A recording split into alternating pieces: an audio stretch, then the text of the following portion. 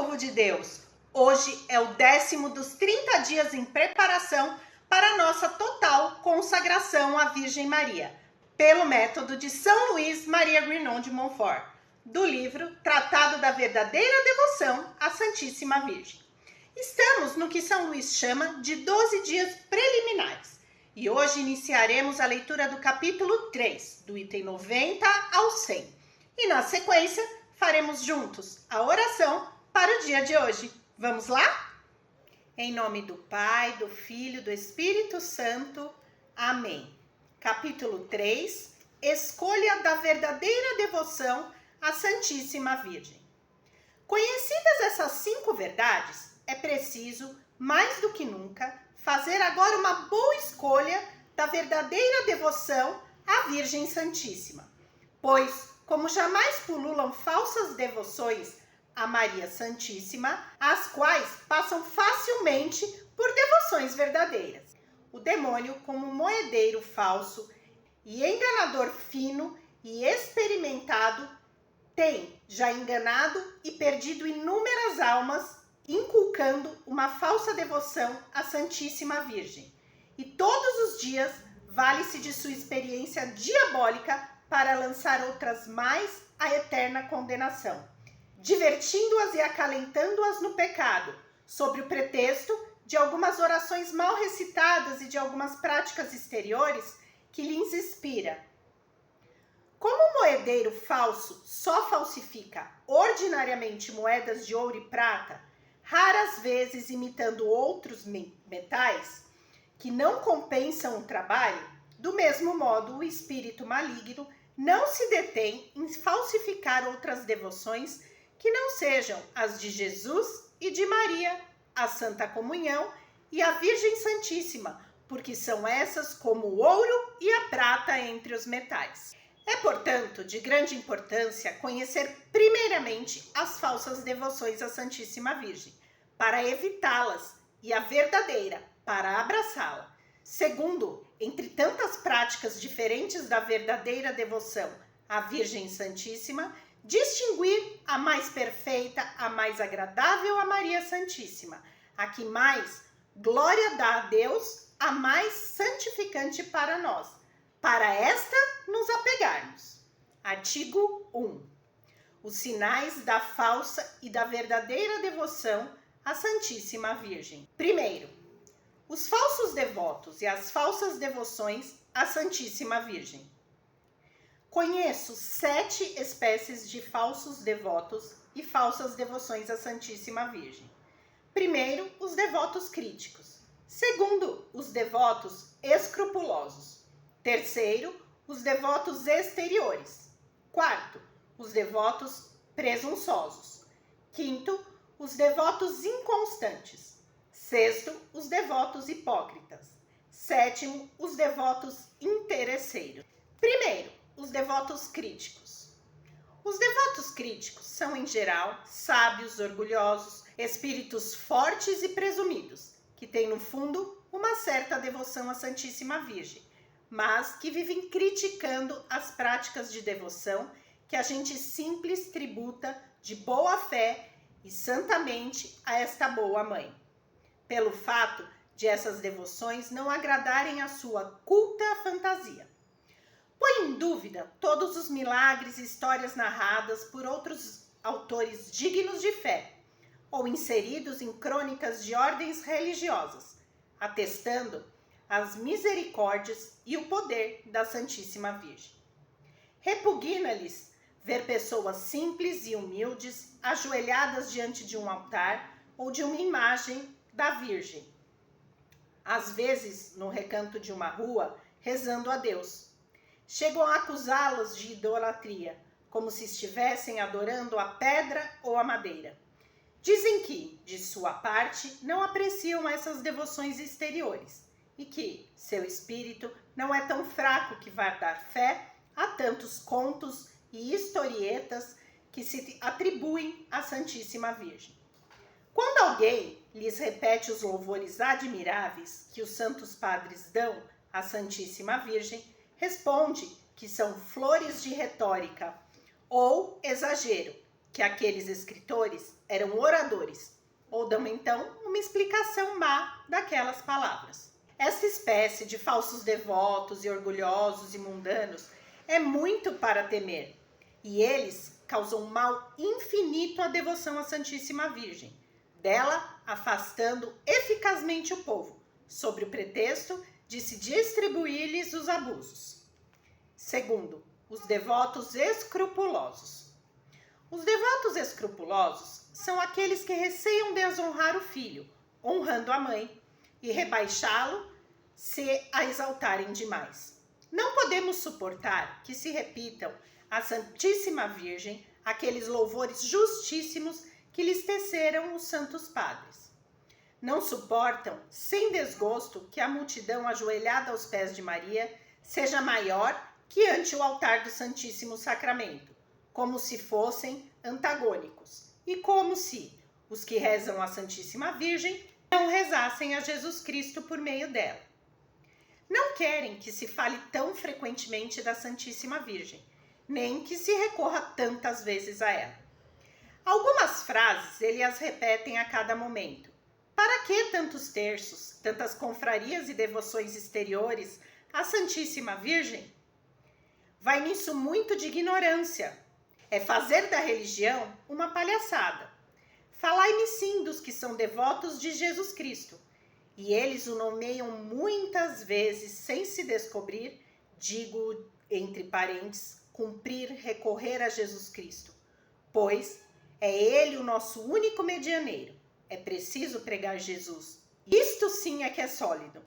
Em certo sentido, é verdade o que eles dizem, mas pela aplicação que lhe dão, é bem perigoso e constitui uma cilada sutil do maligno, sob o pretexto de um bem muito maior, pois nunca se há de honrar mais a Jesus Cristo do que honrando a Santíssima Virgem, desde que a honra que se presta a Maria não tem outro fim que honrar mais perfeitamente a Jesus Cristo, e que só se vai a ela como caminho para atingir o termo que é Jesus Cristo. A Santa Igreja, como Espírito Santo, bendiz primeiramente a Santíssima Virgem e depois Jesus Cristo. Não porque a Santíssima Virgem seja mais ou igual a Jesus Cristo, seria uma heresia intolerável, mas porque, para mais perfeitamente bendizer Jesus Cristo, cumpre bendizer antes a Maria. Digamos, portanto, com todos os verdadeiros devotos de Maria, contra seus falsos e escrupulosos devotos: ó Maria, bendita sois vós entre todas as mulheres, e bendito é o fruto do vosso ventre, Jesus. Terceiro, os devotos exteriores. Devotos exteriores são as pessoas que fazem consistir toda a devoção à Santíssima Virgem em práticas exteriores, que só tomam interesse pela exterioridade da devoção à Santíssima Virgem, por não terem espírito interior, que recitarão às pressas uma enfiada de terços, ouvirão, sem atenção, uma infinidade de missas, acompanharão as procissões sem devoção, farão parte de todas as confrarias, sem emendar de vida, sem violentar suas paixões, sem imitar as virtudes dessa Virgem Santíssima. Amam apenas o que há de sensível na devoção, sem interesse pela parte sólida. Se suas práticas não lhes afetam a sensibilidade, acham que não há nada mais a fazer, ficam desorientados ou fazem tudo desordenadamente. O mundo está cheio dessa espécie de devotos exteriores e não há gente que mais critique as pessoas de oração que se dedicam à devoção interior sem desprezar o exterior de modéstia, que acompanha sempre a verdadeira devoção. Quarto, os devotos presunçosos. Os devotos presunçosos são pecadores abandonados às suas paixões, ou amantes do mundo, que sob o belo nome de cristãos e devotos da Santíssima Virgem, escondem ou o orgulho, ou a avareza, ou a impureza, ou a embriaguez, ou a cólera, ou a blasfêmia, ou a maledicência, ou a injustiça e etc., que dormem placidamente em seus maus hábitos, sem violentar-se muito para se corrigir, alegando que são devotos da Virgem, que prometem a si mesmos que Deus lhes perdoará, que não hão de morrer sem confissão, e não serão condenados porque recitam seu terço, jejuam aos sábados, pertencem à confraria do Santo Rosário ou do Escapulário, ou a alguma congregação, porque trazem consigo o pequeno hábito ou a cadeiazinha da Santíssima Virgem e etc. Quando alguém lhes diz que sua devoção não é mais que ilusão e uma presunção perniciosa, capaz de perdê-los, recusam-se a crer. Dizem que Deus é bom e misericordioso e que não nos criou para nos condenar, que não há homem que não peque, que eles não hão de morrer sem confissão, que um bom pecave à hora da morte basta, de mais a mais que eles são devotos da Santíssima Virgem, cujo escapulário usam e em cuja honra dizem todos os dias, irrepreensivelmente e sem vaidade, isto é, com fidelidade e humildade, 7 Pai Nossos e 7 Ave Marias, que recitam mesmo, uma vez ou outra, o terço e o ofício à Santíssima Virgem, que jejuam e etc.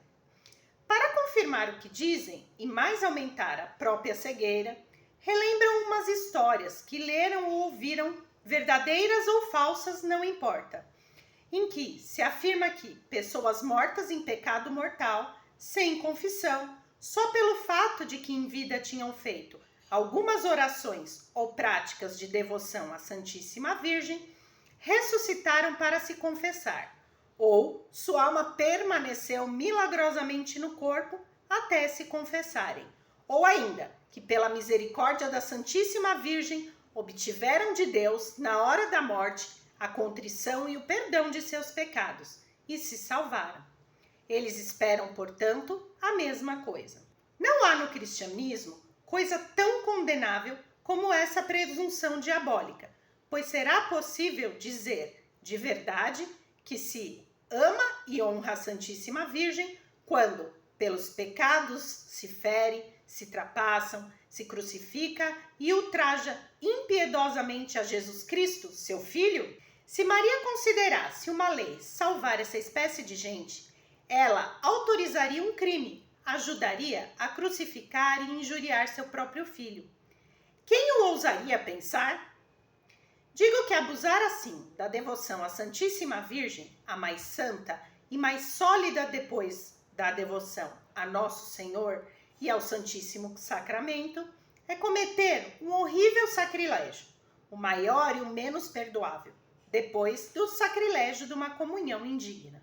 Confesso que, para ser alguém verdadeiramente devoto da Santíssima Virgem, não é absolutamente necessário ser santo ao ponto de evitar todo pecado, conquanto seja este o ideal, mas é preciso, ao menos, note-se bem o que eu vou dizer. Em primeiro lugar, estar com a resolução sincera de evitar ao menos todo o pecado mortal, que ofende tanto a mãe como o filho. Segundo, fazer violência a si mesmo para evitar o pecado. Terceiro, filiar-se a confrarias, rezar o terço, o Santo Rosário ou outras orações, jejuar aos sábados e etc. Isto é maravilhosamente útil à conversão de um pecador, mesmo empedernido. E se meu leitor estiver nessas condições, como que já um pé no abismo, eu lhe aconselho, contanto, porém, que só pratique estas boas obras na intenção de, pela intercessão da Santíssima Virgem, obter de Deus a graça da contrição e do perdão dos pecados, e de vencer seus maus hábitos, e não para continuar calmamente no estado de pecado, a despeito dos remorsos de consciência, do exemplo de Jesus Cristo e dos santos e das máximas do Santo Evangelho. Apêndice: 12 dias preliminares empregados em desapegar-se do espírito do mundo. Veni Creator. Vem, ó Criador Espírito, as almas dos teus visita, os corações que criaste, enche de graça infinita. Tu Paráclito és chamado, dom do Pai Celestial, fogo, caridade e fonte, vive unção espiritual. Tu dás septiforme graça, Dedo és da destra paterna, do Pai solene promessa, das forças da voz superna. Nossa razão esclarece, teu amor no peito acende, do nosso corpo a fraqueza, com tua força defende. De nós afasta o inimigo, dá-nos a paz sem demora. Guia-nos e evitaremos tudo quanto se deplora. Dá que Deus Pai e seu Filho, por ti nós bem conheçamos, e em ti, Espírito de ambos, em todo o tempo creiamos. A Deus Pai se dê a glória, e ao Filho ressuscitado, Paráclito e a ti também, com louvor perpetuado. Amém. Enviai o vosso Espírito e tudo será criado, e renovareis a face da terra. Oremos. Ó Deus, que instruíste os corações dos vossos fiéis com a luz do Espírito Santo, concedei-nos que no mesmo Espírito conheçamos o que é reto e gozemos sempre as suas consolações. Por Cristo nosso Senhor. Amém. Ave Maris Stella, ave do mar estrela, de Deus Mãe bela, sempre virgem da morada, celeste feliz entrada. Ó tu que ouviste da boca do anjo a saudação, dá-nos paz e quietação e o nome de Eva troca. As prisões aos réus desata e a nós cegos alumia. De tudo que nos maltrata, nos livra, o bem nos granjeia. Ostenta que és mãe fazendo, que os rogos do povo seu. Ouça aquele que nascendo, por nós quis ser filho teu. Ó Virgem especiosa, toda cheia de ternura, extintos nossos pecados, dá-nos pureza e brandura. Dá-nos uma vida pura, põe-nos em via segura, para que a Jesus gozemos e sempre nos alegremos. A Deus Pai veneremos, a Jesus Cristo também, e ao Espírito Santo demos, aos três um louvor. Amém. Acabamos por hoje, fiquem com Deus e até amanhã. Gente, desculpa, minha voz tá sumindo. Rezem aí para que eu consiga estar lendo o livro junto com vocês até o final dos 30 dias.